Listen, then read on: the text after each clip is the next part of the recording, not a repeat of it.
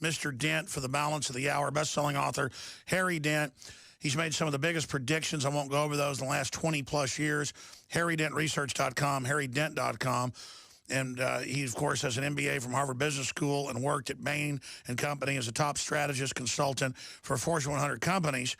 And, of course, he's been a CEO of major companies as well. And he joins us. We appreciate him coming on. I want to get more in the demographic cliff because now everywhere, not just Donald Trump, but I was on CNN's website this morning and they had big economists saying that we're going to go over the edge of a cliff and QE's ending, and the British government saying that. Clearly, they think some police state will save them from what's coming, but the system knows it's going to be catastrophic. Why would they throw an Obamacare in that if I was going to design something to stall the economy, it'd be Obamacare? I mean, are they consciously trying to wreck the economy while they consolidate it? Are they insane? Because I used to think it was more of a conspiracy, and there's obviously corrupt stuff going on and organized crime in government. But more than that, I really think with their public bragging about ripping us off and acting delusional, I'm now prescribing more and more to the fact that, like Nero or Hitler or anybody else, that the political class is going insane right now. Mr. Dent, what do you think's happening? Because I want your take on Obamacare and top strategists that were involved in it admitting it's a giant screw job. Why would they then brag about screwing us? I mean, what's wrong with these people? Well, first of all, we're in la-la land when it comes to entitlements. There is no way we can pay what's been promised in health care and in Social Security. Pension plans are already realizing this. The typical person, because I study demographics, retires at age 63, not 65, and then they will live another 22 years. You cannot live with full health care benefits and Social Security. Governments cannot afford to fund that with the largest generation in history moving into these age ranges. So right now, we're just beginning to feel the sting and the cost of health care, and this is only going to make it more costly. The truth is, Alex, the biggest thing that needs to happen, something that will only be forced in a crisis, we need to be retiring at age 75, not 63 to 65. Gone up since how much our life expectancy in the 30s and 40s. We're not adjusting for this. And it's crazy to think we can support, people can work for 40-some years and then be supported for 20-some years by the government. It's just endless deficits. We're going to see endless deficits even in good times. And of course, my demographics have been predicting difficult times. The only indicator that predicted the crash in Japan in the early 90s, when everybody thought Japan was going to take over the world, it is pointing down for China. It is pointing severely down for Germany. And the U.S., although we peaked back in 2007 with the spinning of our baby boom generation, we're going to see a bigger demographic drop, which comes after age 53. And that is this year peak for the baby boomers. So all the trends I have point down. And what do governments do? The worst thing they're doing, Alex, is they're pumping up the economy with steroids. I call it the markets on crack. They're just pumping money into the economy to keep it going and not allowing massive debt to rebalance and restructure. Well, let me ask you this question, because we've talked about these basic market facts, and at the bottom of the hour, we'll go through some of your new graphs and some of your old graphs for folks. But how do you expect, as an analyst, a guy that has a really good brain and has made a lot of accurate predictions, where do you expect the dominoes? We're not holding you to this, but where would you, in a prime projection, if you had to say, if you had to plan your next 10 years now, or tell folks what you thought was going to happen, where do the dominoes start to fall first? Is it China? Is it in Russia? Is it the Middle East? And what do you expect to do with not just the welfare crowd, but so many yuppies and people think they're going to live large forever on propped up government derivatives and things? There's a lot of irrational exuberance out there. What happens when the music stops and we're playing musical chairs and passing this hand grenade around? How bad's it going to be? Well, first of all, the biggest thing to understand beyond demographics and debt trends going against us is that we're in a bubble. We were in a bubble from late 94 to early 2000. People thought it would never end. It went up and up and up and up. And then when it crashed rapidly. Bubbles crash twice as fast as they build. It tends to take 5 to 6 years to build a stock bubble, like late 24 to late 29, 85 to 89 in Japan. We had late 94 to early 2000. Now we've got early 2009. I think this bubble's probably going to peak by March of next year, give or take. And the point is, it doesn't correct. There's some people saying, oh, we'll get a correction. Stocks are getting a little too frothy. Bubbles don't correct, they burst. When the NASDAQ bubble burst in 2.5 months, the first crash took it down 40%. Half the entire decline came in the first 2.5 months. So I tell people the dominoes are going to fall in the next few months. The market could be peaking here, but the signs are that we're going to get a correction here pretty soon, and we'll go up a bit higher. Where will it crash hardest? Places like China? Yes, and I think the dominoes, the danger periods for triggering this. Last time it was the subprime crisis in the U.S. Real estate was falling as we predicted back in late 2005. The real estate had peaked. The bubble was going to burst.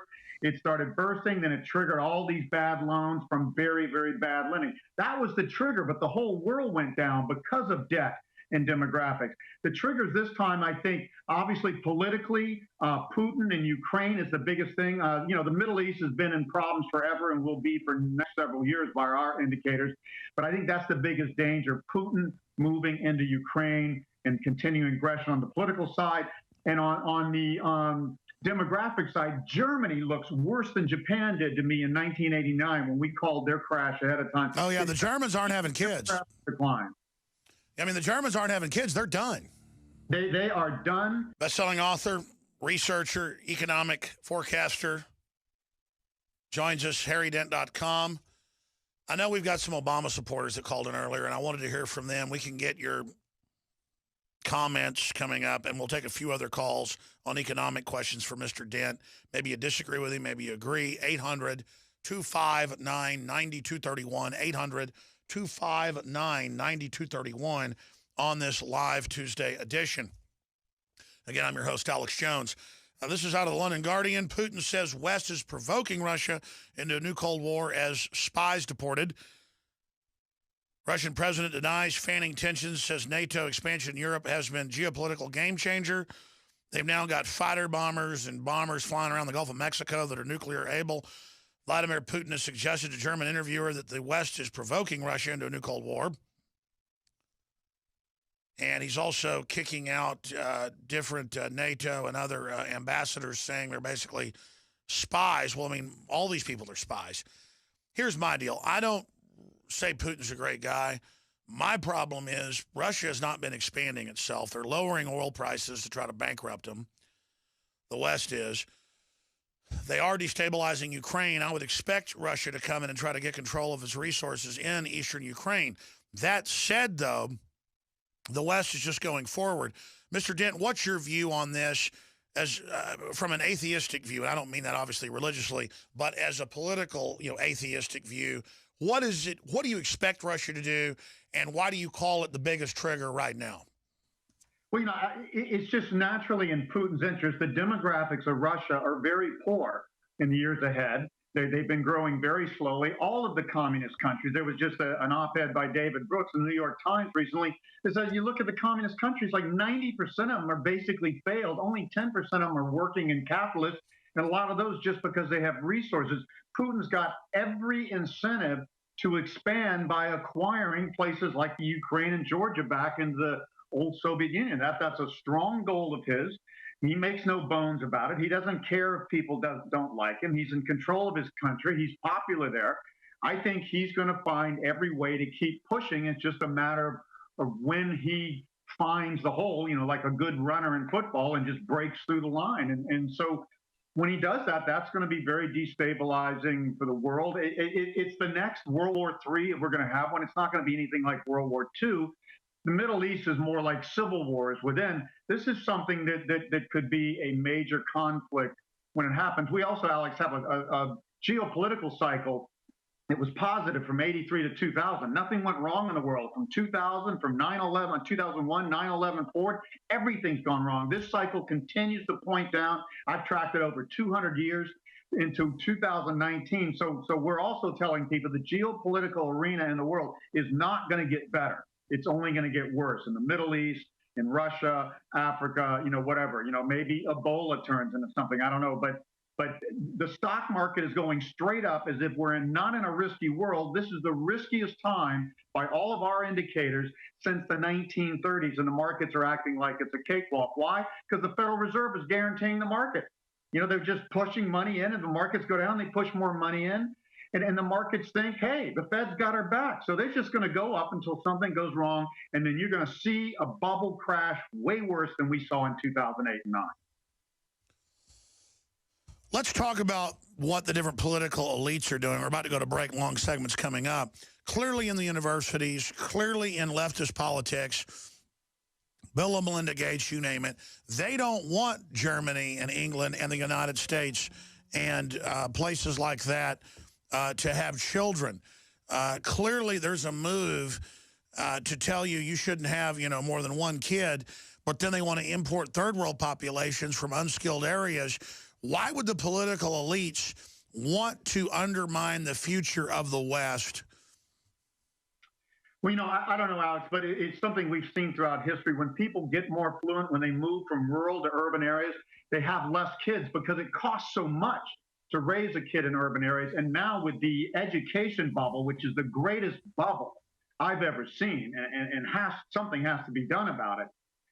You have to be rich just to get into college, or you have to get huge student loans. So this is a thing that goes with urbanization. It's happening around the world. People choose to have less kids, and governments and institutions support it. You have to have at least 2 kids a family that just sustain your country. And nobody doubts that demographic fact. I agree. Then why are the eugenicists, the leftists, jumping on having less kids and saying it's bad to even have 1 or 2?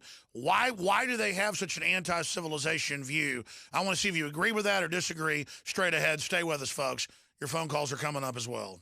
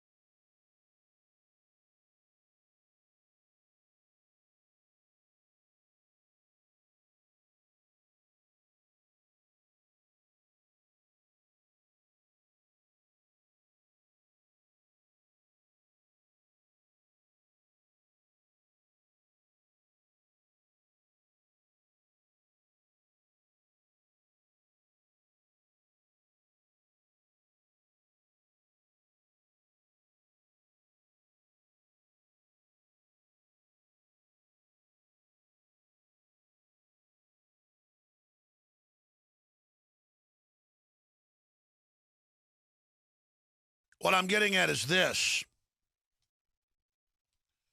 Vladimir Putin is paying Russians to get married and have kids. They understand this cliff. Here, they're trying to change the law to get rid of tax credits for parents. I've got 3 children. We've had people countless times in Austin at Whole Foods come up and say, you shouldn't have 3 kids. It's pushed everywhere. I can play the clips on Fox News. Too many kids making the planet worse. Well, yeah, they're having 5, 6 kids in the third world. We're having 1.5 kids here. Society collapses if you don't have 2.1 children. We've had top demographers on the broadcast. We've gone over the numbers that Dent is breaking down here. So why is there an attempt with carbon taxes to shut down the West? Why is there an attempt to do this when we need to produce more real wealth just to keep from collapsing? And then they want us to sign on to more unsustainable debt is because insider mega banks want a debtor society they can control. We'll get Dent's take and see if he disagrees here in a moment and start taking some of your phone calls. Before we go any further, though, here are some of the headlines. New York Times, Obama administration and health insurers have powerful, mutually beneficial partnership. New York Times. Val, companies will strenuously fight Republican efforts to dismantle Obamacare. And more taxes are now emerging. Meanwhile, 3,000 illegals joined Texas schools this week. 95% of families of illegals being released. New wave expected. I mean, this country is being imploded right now, ladies and gentlemen. Ex-Obama aide demolishes New York Times claim that Gruber role wasn't limited. Former Obama aide says that he was the guru of the health plan. We'll cover that article coming up, and the video is on Infowars.com with the guest Steve Ratner. We're going to play that clip coming up once we get its top story. PrisonPlanet.com, Infowars.com, HarryDent.com is our guest website. Before I go any further, give the gift this Christmas, I'll be politically incorrect, or this holiday, of getting people healthy. We've come out with revolutionary, hardcore, missing link, hiding in plain view, true nation iodine that so many people are deficient in, that does so much more than just the regular iodines out there. Survival Shield X2 and Survival Shield Original. Survival Shield X2 is almost sold out. We have regular Survival Shield. DNA Force, game changer. Oxy powder, you've heard the rave reviews. Super male and super female vitality, lung cleanse. And now the new, truly organic methylcobalamin, 80% of it's that, and the rest is the other organic, 20%.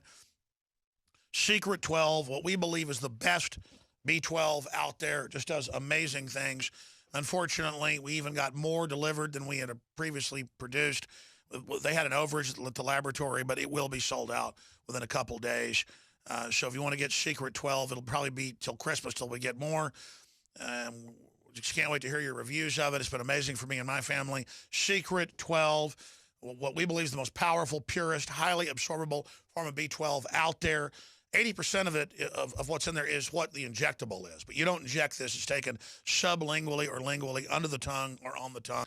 It's more if you put it under the tongue and let it really soak into those glands, the saliva glands there. But very, very powerful, ladies and gentlemen. InfoWarsLife.com or 888-253-3139. And you can also get a nightly news membership for all my films, the nightly news, the commercial-free podcast, special events, and more. 20 years of material. It's been around 14 years now. PrisonPlanet.tv, InfoWarsNews.com, $5.95 a month. 20 people. We just turned it up yesterday. 20 people can use one membership. So just buy a membership, create a username and passcode that's original, share it with your friends and family. 20 can log in simultaneously. PrisonPlanet.tv. And then when they try to censor us on YouTube and places, it won't matter. You have a major fallback position in HD. You can watch it on Roku, Boxy, your cable systems. We're adding new stuff all the time, and we just dominate the charts all over the place. And, that's another question for Dent on trends. If a guy from Texas in 20 years, from nowhere, never took a loan, nothing, can build this organization that reaches about 18 million people a week one way or another with podcasts, YouTube, terrestrial radio, satellite. What's the establishment media going to do? Well, CNN's getting dropped off Dish. CNN's getting dropped off cable systems. But not just because they're too big, too top-heavy, too dinosaur-like. It's also they told us Obamacare was good. So Dent, I want to get with you today into the Dow mini megaphone pattern chart, show that to folks, other key news. But what do you expect on that subject I raised, or do you disagree that there is a anti-growth, anti-freedom, anti-family move in the West that is counterproductive even to the political class? Do you disagree with that, A? Or B, why do you think that is? Well, yeah, I think governments just aren't taking into account some fundamental changes that have already occurred.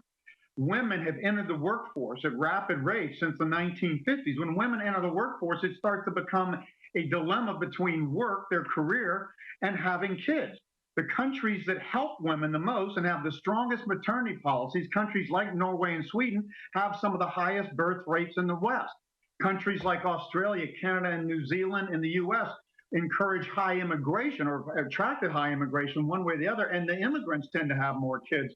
But governments need to realize that as people get affluent, as they move more into urban areas, as women move more in the workforce, you have to encourage and make it easier for women to still have kids. They have to be able to work and have kids. You can't make those work against each other. And there's countries that are doing this.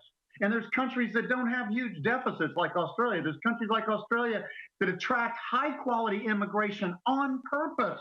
There's ways to do this right. It's just most governments are asleep on this. And like you say, there's too much enough encouragement, entrepreneurialism. We need to encourage all of this stuff. More kids, more entrepreneurial activity, less bureaucracy, less top-down planning, and the most top-down planned economy in the entire world today, supplanting the USSR, is China. And China is going to have the biggest bubble of all because their government created a bigger bubble than our government has. Well, they admit that. So what do you expect is going to happen? How do you see China going down? And then I want to get into the Dow mini megaphone pattern that's so important and look at the Dow at 6,000. You've got all these charts at harrydent.com, but history doesn't lie. Patterns don't lie. They're clearly there. How do you expect China to go?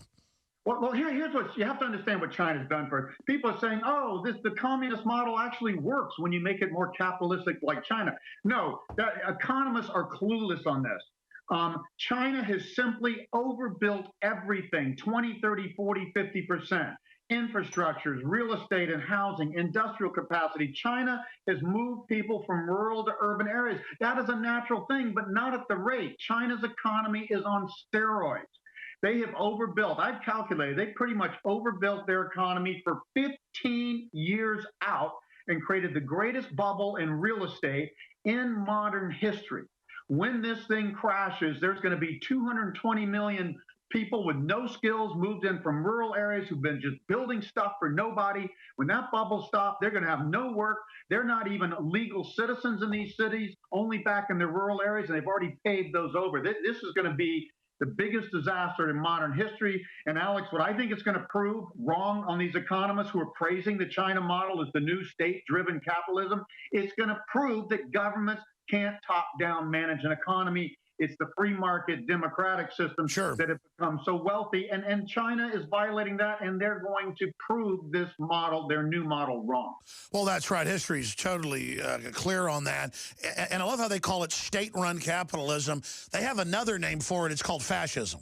Yeah. I mean, it is. I mean, it is top-down. It's crony capitalism. And the Communist Party is just like the mafia or something. Whoever knows the politicians gets favored by them. They get the deals. The politicians encourage all this overbuilding, and then they encourage the developers not to cut prices, and the developers encourage clueless, affluent Chinese to buy condos that are empty. They don't even try to rent them out. They just buy them. And the government and developers try to guarantee they'll go up. Well, developers are cutting prices. That's the first sign. They are cutting prices up to 40%. Well, I was about to say, how do you build, tens of millions of units? I mean, just whole cities of empty 50-story, 60-story condos, and there's not even grocery stores for 15 miles away and no roads. It is insane asylum level. It is. This is so obvious, Alex.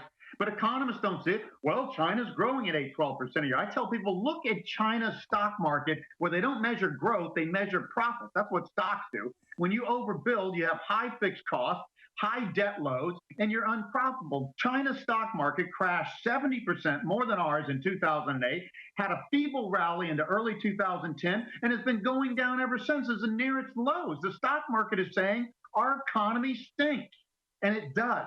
Now, when real estate and all the speculation in real estate collapses, the affluent are going to lose wealth at a rate that nobody's seen. And the affluent people, the top 10% of people in China who are buying all this real estate, they control 60% of the wealth and high amounts of income. When the affluent go down, China's going to go down, and this is going to be one of the biggest surprises of the next several years.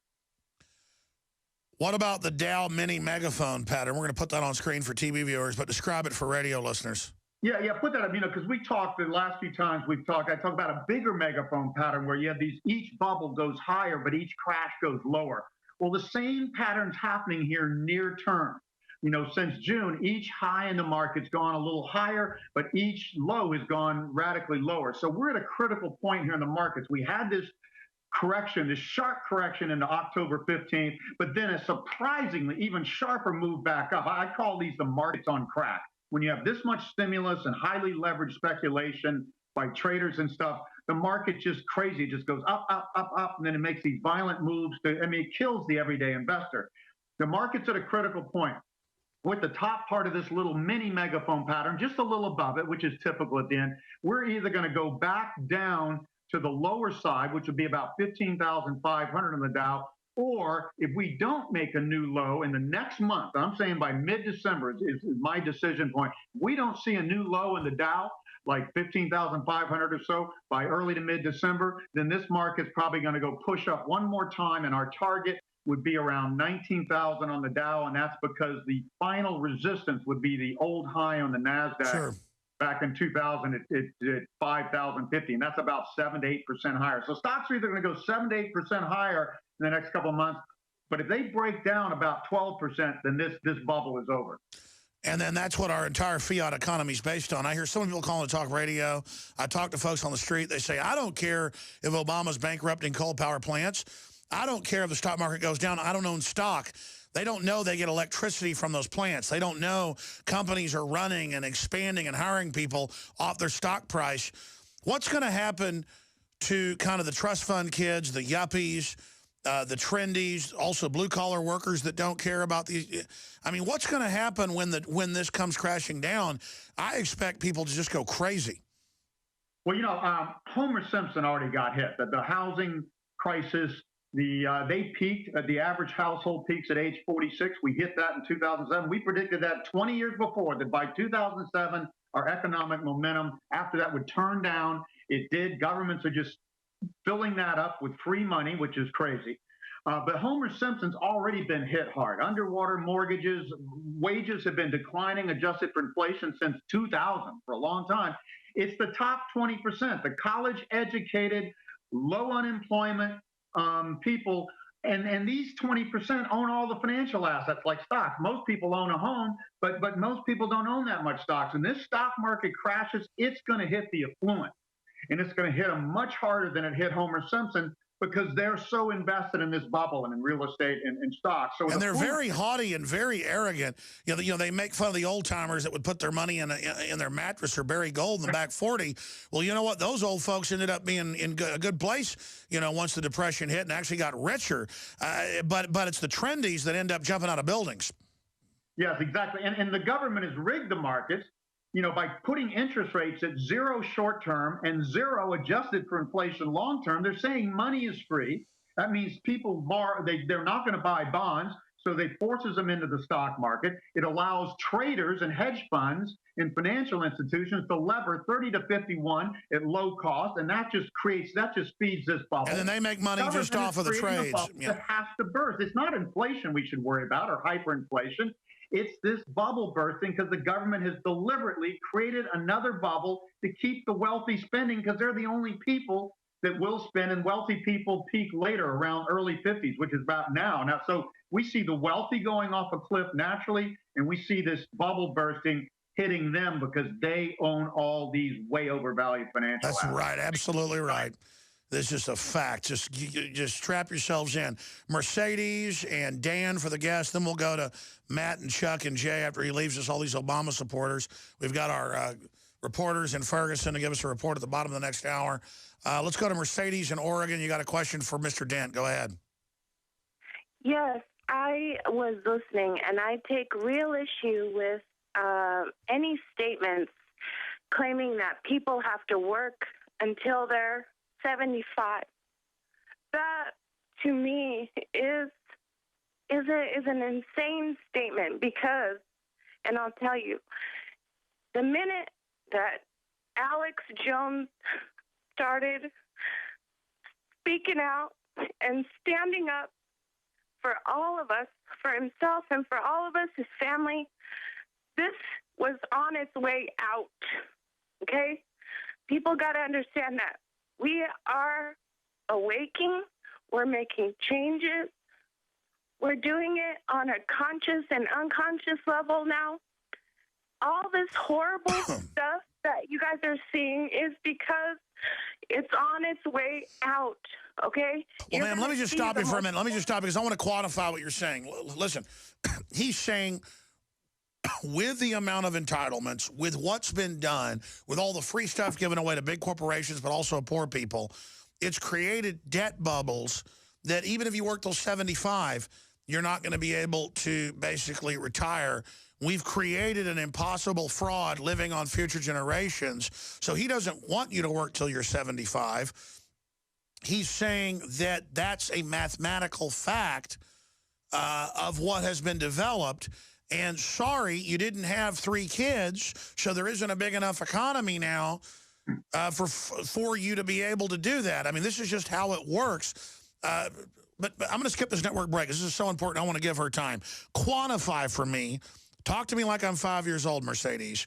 What are you saying here? You're saying we're going to beat this system. We're going to change it.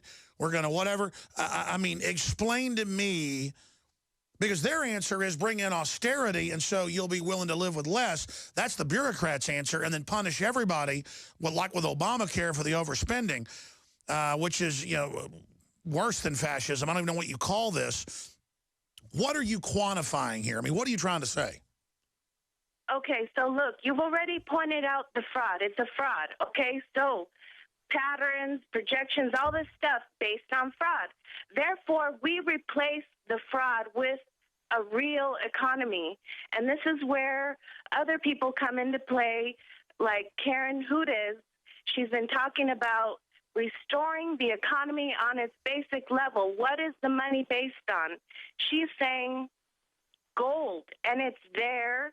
We can make this change without having to go into war, because that is what everybody wants. I mean, it's so fraudulent. It's so big. Don't you understand? No. Listen, I hear what you're saying, and I appreciate your call. I want to get Mr. Dent's take on this, but listen.